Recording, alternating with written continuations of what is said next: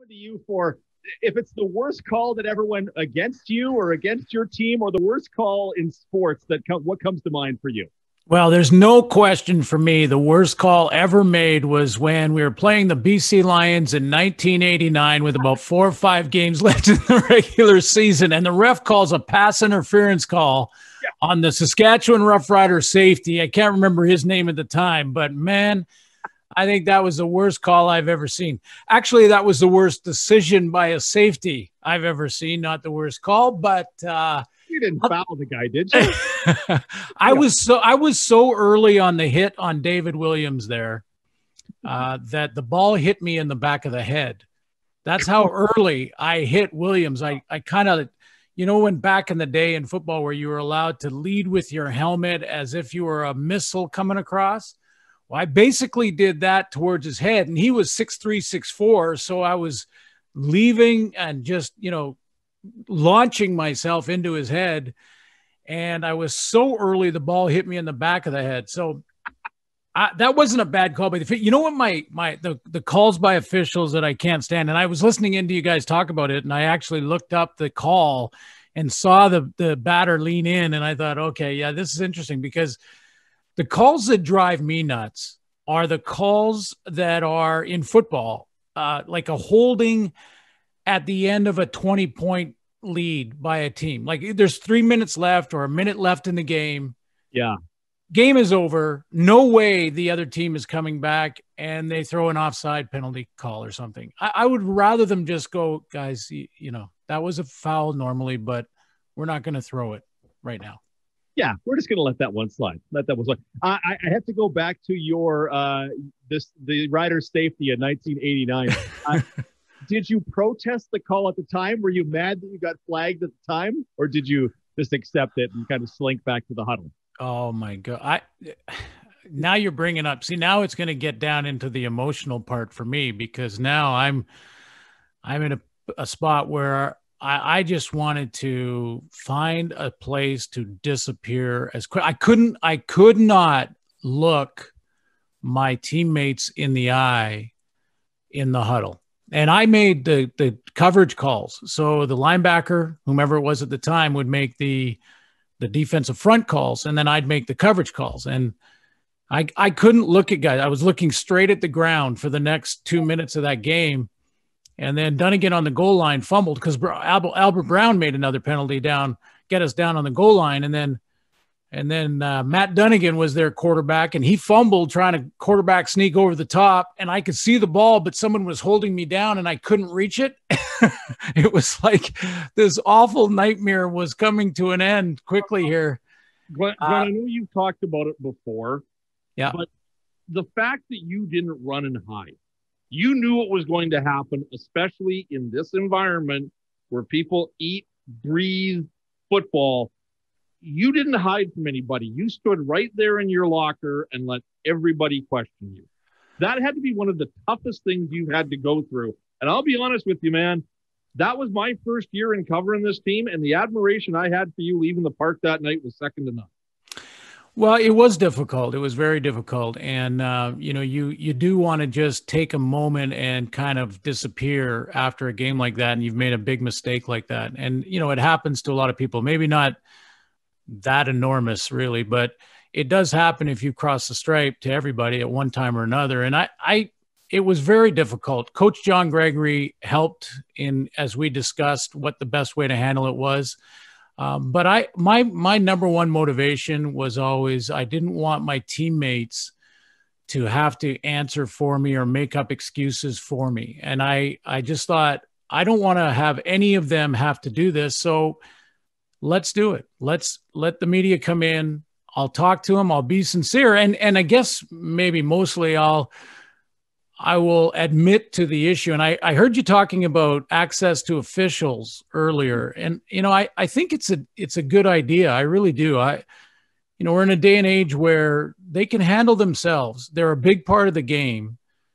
And it's okay to say what you were thinking in the moment, even if it doesn't really match up with what you might see on the tape later, I think when they go back and they start to look for an alibi in the tape, they start to look at the video and they say, is there any way I can explain away this bad call or this bad decision by what everyone will see on the replays? Yeah. And I'd rather just hear from them right away and let's talk to them and say, hey, I was thinking this is what I saw. This is the angle I had. I was partially blocked, whatever it may be.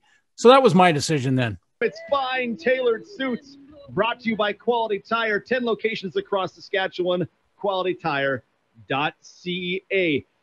Suits, let's dive into this. Overall, your perception of CFL 2.0, the global initiative, do you like it? Do you hate it? Do you love it? Are you indifferent to it? Where are you on it?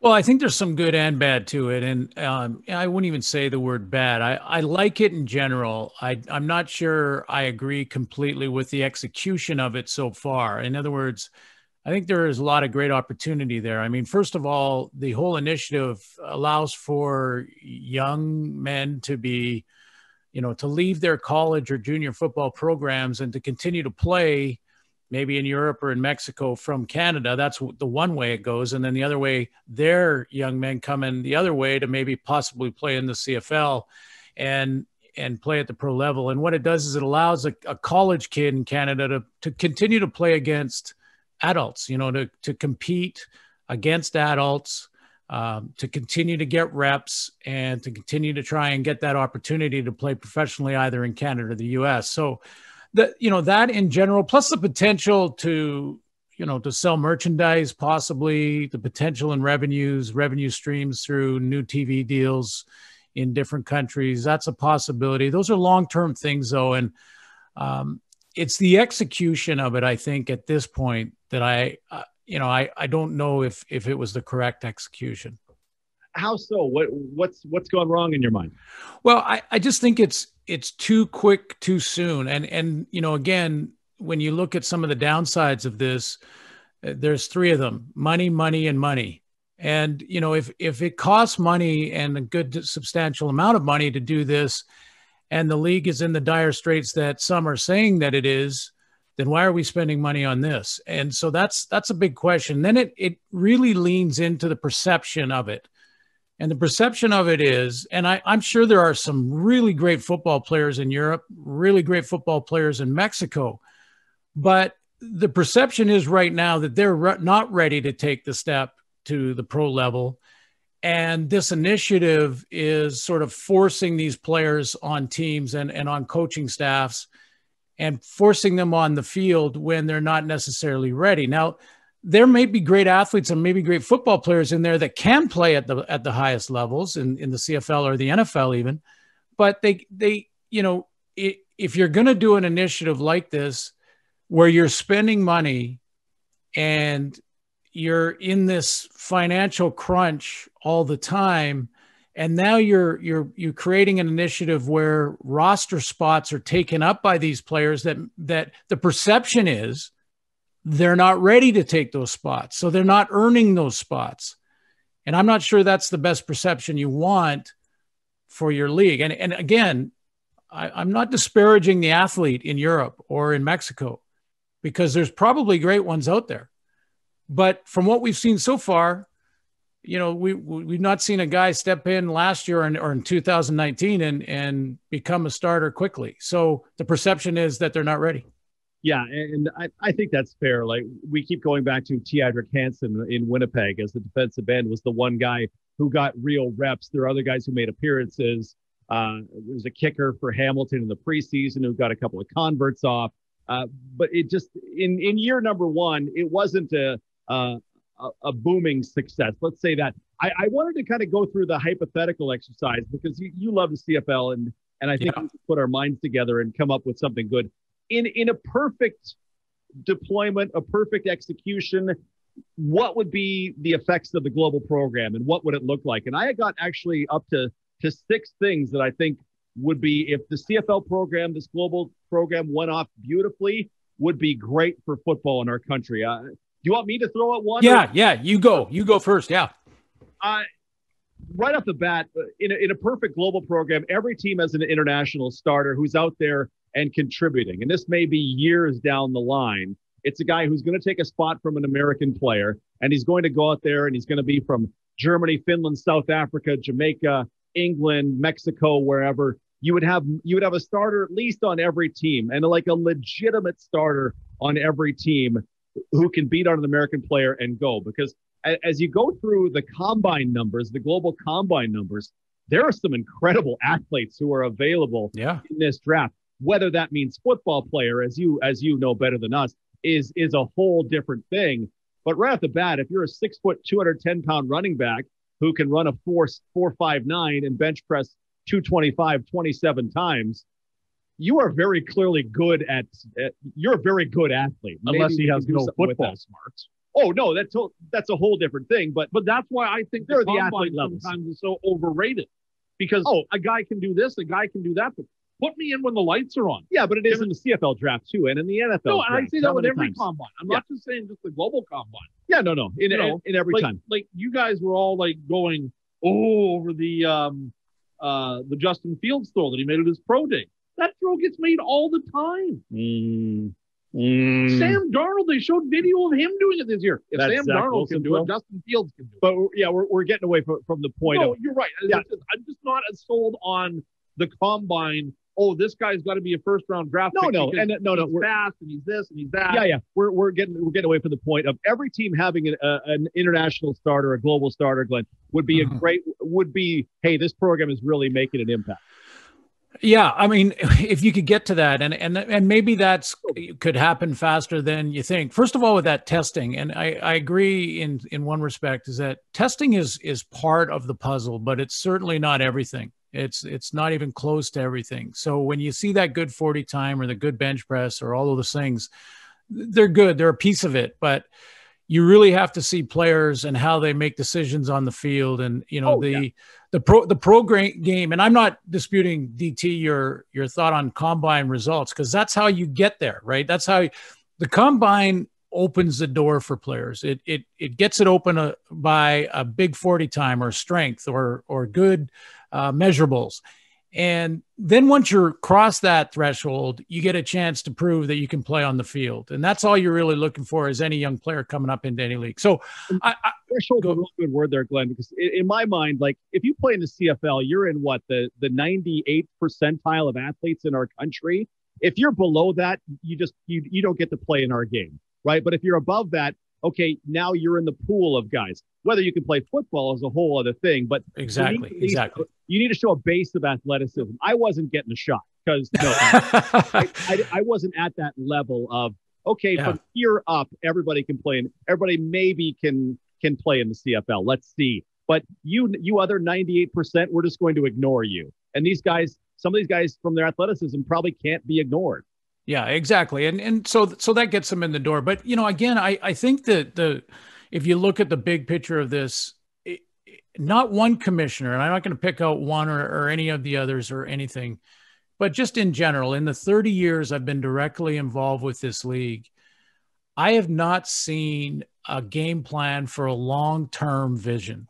Again, sometimes that's because they're in crisis management, but I've not seen a 5 to 10 year vision from any commissioner in the last 25 years. And that's where I would take this global initiative. I would say, first of all, you'd need some guarantees from these European leagues or Mexican leagues that there will be revenue streams down the road, that there is discussions with television networks in Europe or wherever it may be that those revenues come from. So those have to be some written guarantees. And once you have that in place and you start the trickle of building this global program, when I say trickle, I mean spending. So you're spending relative to what you're gaining. And if you're not gaining any revenues yet, then maybe it's a developmental squad. And if one of those kids are ready to take the step to the pro level, you put them on your roster. But if you're not, this is a developmental squad for international players. So it's a slow 5 to 10 year program that slowly moves forward. And in the meantime, you're taking the money that you were going to spend in Europe or in Mexico or in this global initiative, and you're putting it back into Football Canada. Which was right.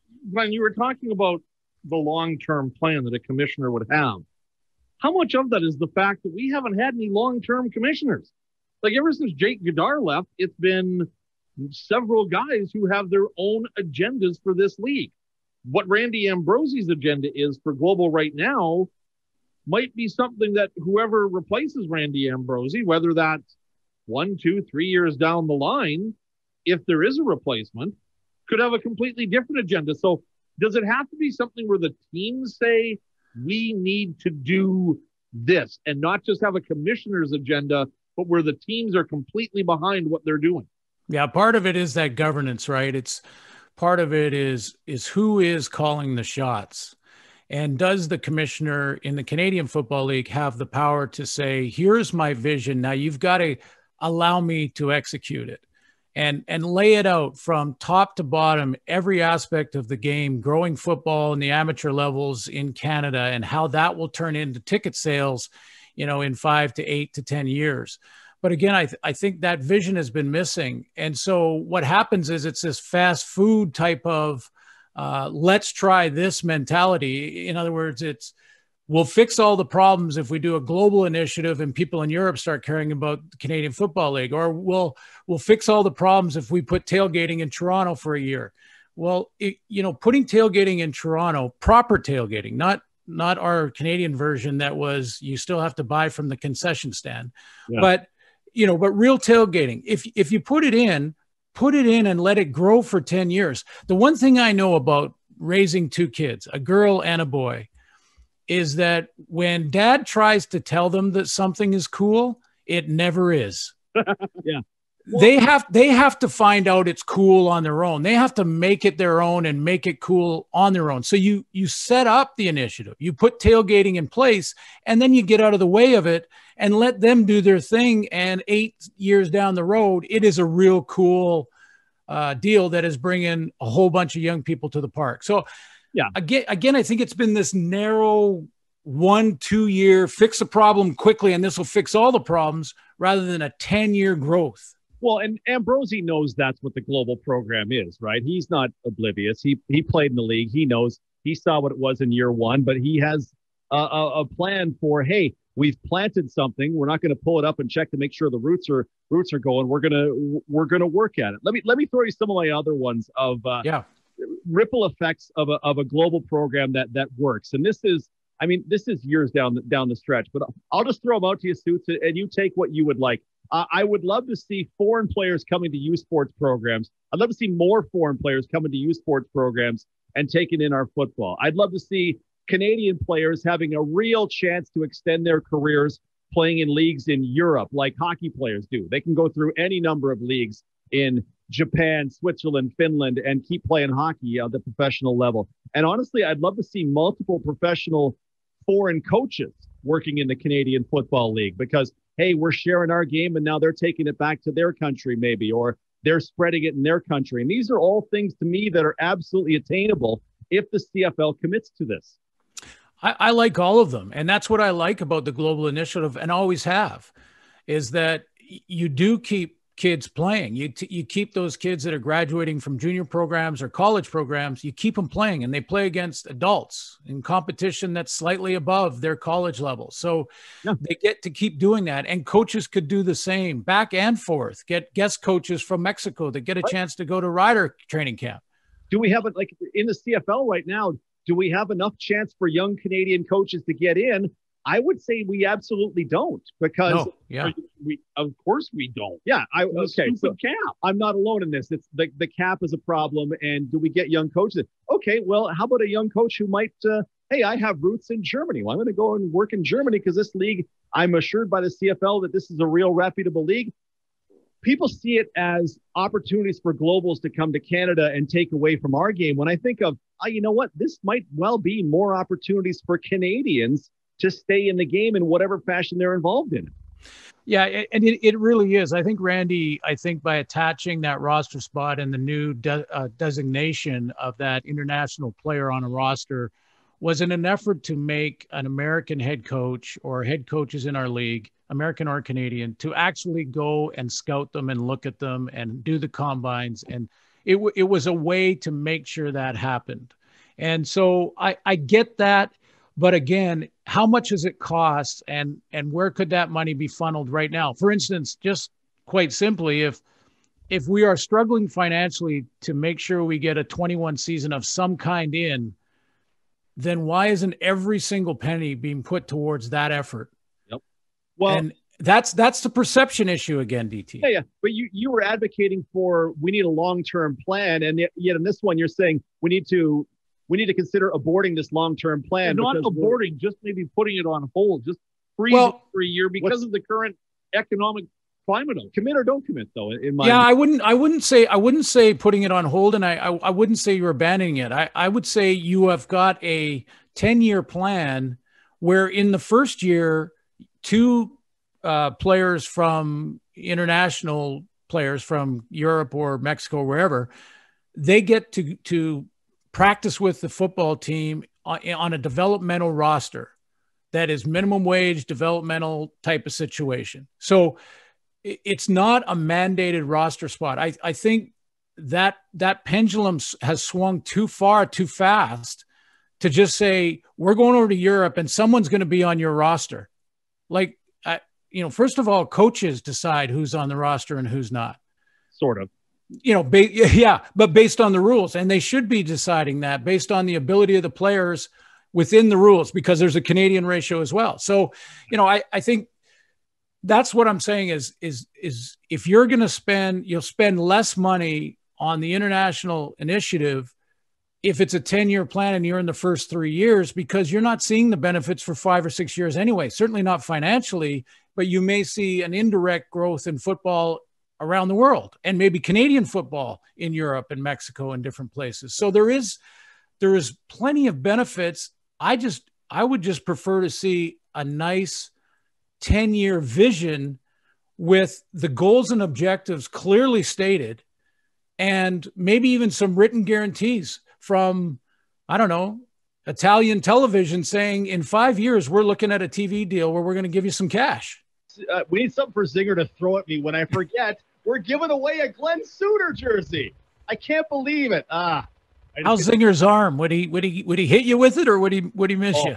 No, he's a real quarterback. He would. Okay. All right. It is time for Death by Trivia, our chance to give away an autographed Glenn Suitor jersey. If you can answer Zinger's trivia question, 306-936-6262 is the number. Out of town, 1-866-767-0620. You answer the question, you will win an autographed Glenn Suitor jerseys. Zinger, all right. Death by Trivia, please. Put the phone down, Rob Vanstone. You're not allowed to call in. Gator the Gopher made his Riders debut on July 20th, 1977. Who were the two guys that took turns being Gainer that day?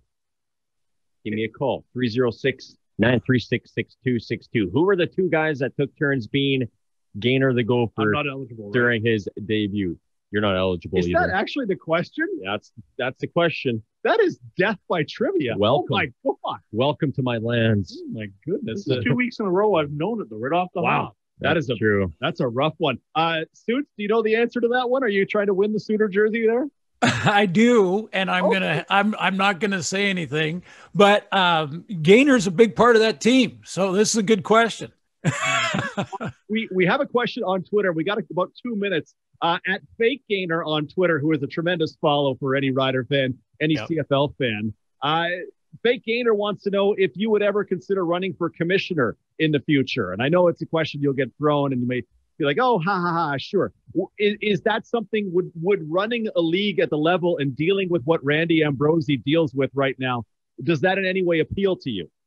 It would absolutely appeal to me down the road at some point. And, I would be the first to admit that you at times have to know what you don't know. And that would mean I would want to put, a small team, an affordable small team together in that regard. But anything that I could do in this quest to strengthen the game of football in our country, our style of football, I would be all in. And, 100% in. All right. Tell me if you don't want to answer this question, just change the subject. Have you ever tried to be the commissioner of the CFL? No, not really. I mean, I've talked to different governors at times, different owners at times, and it's sort of thrown across the table, like, hey, one day you should think about that, or I've often said in fact, I told Randy Ambrosi the last time I had dinner with him here in Vancouver, which was during the 19 season. I said to him, one day I might give you my resume and just say, hey, is there a position open somewhere in the office that I could help out in different areas, TV, football ops, wherever it may be, officiating. And he said, well, maybe it'll be someone else you hand it to. Maybe it'll be me you hand it to. Who knows? Or maybe you'll just go in and apply for the job on your own. So we've had those discussions, but that's it. Just very preliminary. All right, Zinger, we have a winner. I can't believe we have a winner. We have a winner. Do I give the answer first, or do I give the winner first? Tell me who the winner is. I know one for sure, and I'm pretty positive I've got the winner is Bruce Kane of Regina. He said, "I think I know the answer," and I was like, "Okay." And he was like, right away, just nailed both of the names off. Now, who were the two? The two names is Don Hewitt and Dave Ash. Yep. Amazing. Yep. Amazing. I don't know how. That was 42 years ago, and yet 79, is that right? 77. 77, so 44 years ago. Got it. Beautifully done.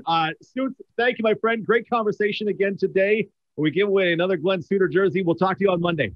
Thanks, guys. Have a great weekend.